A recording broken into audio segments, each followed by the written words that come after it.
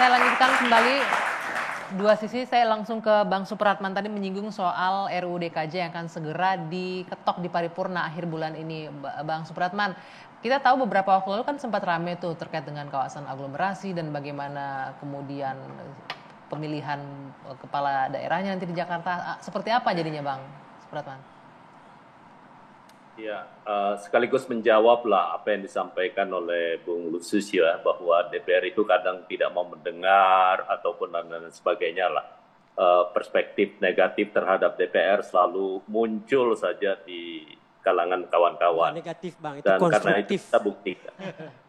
Dan itulah justru karena itu saya ingin buktikan, kita membuktikan bahwa apa yang menjadi concern teman-teman masyarakat sipil. Kami berterima kasih bahwa ada dua isu utama yang kemarin terkait dengan Undang-Undang DKJ. Itu yang pertama adalah isu tentang penunjukan gubernur oleh Presiden.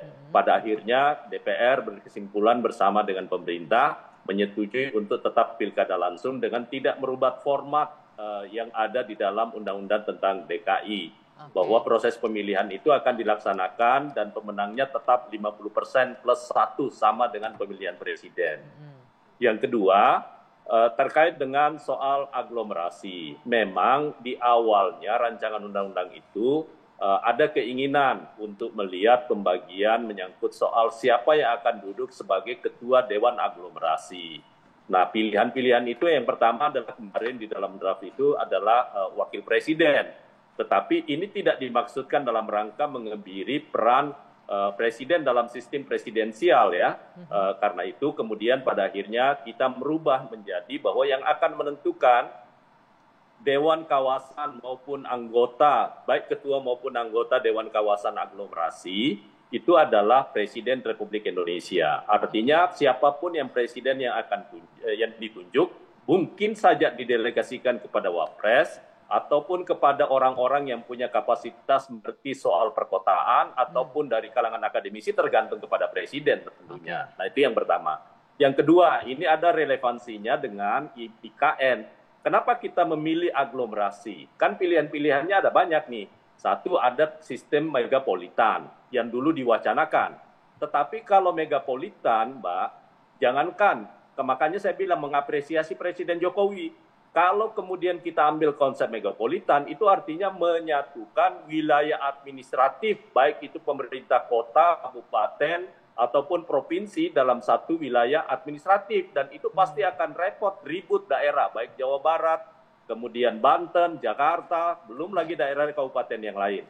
Tetapi kalau aglomerasi yang menjadi pilihan kita, maka kemudian sifatnya adalah koordinasi dalam rangka perencanaan maupun pelaksanaannya maupun evaluasi terkait dengan berbagai macam isu yang harus kita integrasikan.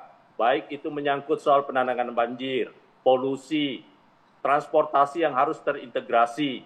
Kalau itu kemudian dipercayakan hanya kepada pemimpin-pemimpin daerah, baik gubernur maupun wali kota, bupati yang ada di dalam Jabodetabek Jungur itu akan sangat sulit. Maka karena itu keterlibatan pemerintah pusat dalam satu dewan kawasan yang kita sebut Dewan Kawasan Aglomerasi itu menjadi sesuatu yang sangat penting supaya itu bisa mengkoordinasi di antara semua kepentingan wilayah mulai dari hulu sampai hilir. Artinya kekhawatiran bahwa ini kan sempat ramai itu bahwa ditunjuk Wapres langsung akan mengepalai wilayah aglomerasi dan kemudian akan mengkooptasi kewenangan kepala daerah, nantinya nggak akan terjadi ya, itu kekhawatiran itu ya? Enggak mungkin. Kalau kan fungsi dari Dewan Kawasan Aglomerasi itu sifatnya adalah koordinatif. Nah, karena itu sekali lagi beda halnya kalau sistemnya megapolitan, itu pasti akan jauh rumit.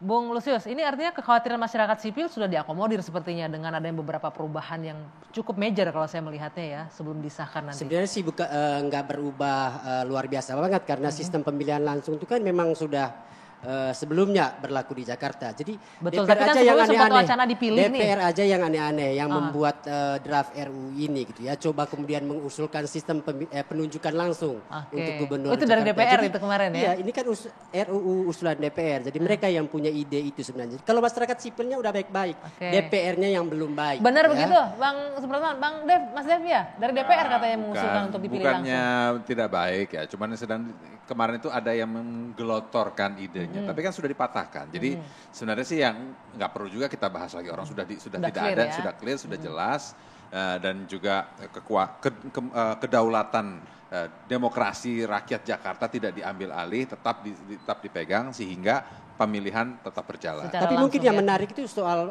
sistem pemilihan gubernurnya itu karena Jakarta punya itu kembali ke aturan lama kan berarti 50+1. Itu artinya ada kemungkinan 2 putaran. Sementara pilkada ini kan berlangsung serentak seluruh Indonesia gitu ya. Oke. Jakarta punya nanti itu beda sendiri mekanismenya atau prosedurnya gitu ya.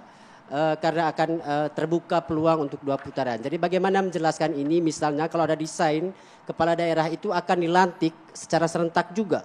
Ya. Oke. Nah, kalau kepala daerah belum tentu dilantik secara serentak karena berdasarkan pemilihannya langsung masing-masing masing-masing ya. ya. Pemilihannya yang serentak. Kan ada Pelantikannya upaya ke sana juga berbeda-beda. untuk Oke, baik. menserentakan juga Ya, pelantikan. paling tidak yang kekhawatiran Bung Lusius juga didengarkan oleh Bang Supratman dan teman-teman di Balek, mungkin nanti akan jadi bahan pertimbangan juga. Baik, terima kasih sekali Bapak-Bapak sudah bergabung malam hari ini, Bung Margarito, Bung Dev, Bung Iqbal, Bung Lusius dan juga Bung Supratman.